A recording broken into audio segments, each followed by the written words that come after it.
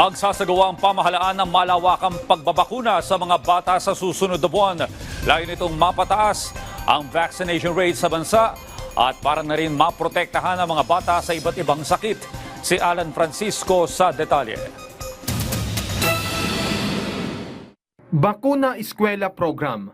Ito ang inisyatiba ng Department of Health para mahikayat ang mga magulang na pabakunahan ang kanilang mga anak kontra sa mga iba't ibang sakit. Gaya na lang ng tigdas, rubella, tetanus, diphtheria, hepatitis B, polio at marami pang iba. Bahagi ito ng National Immunization Program.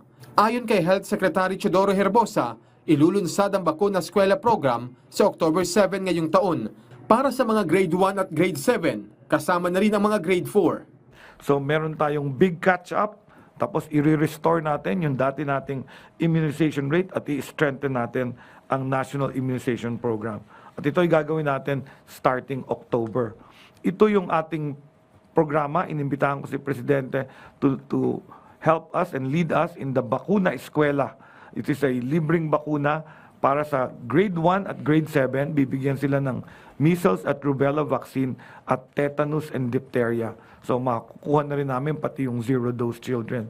Tapos yung grade 4 na babae, na batang babae, 9 years old ito, yung mabibigyan sila ng human papilloma virus vaccine or yung anti-cervical cancer vaccine. Inimbitahan ng Sekretary Herbosa si Pangulong Ferdinand R. Marcos Jr. na pangunahan ang event na ito. Bagay na kanyang nasabi sa sectoral meeting na pinangunahan mismo ng Pangulo.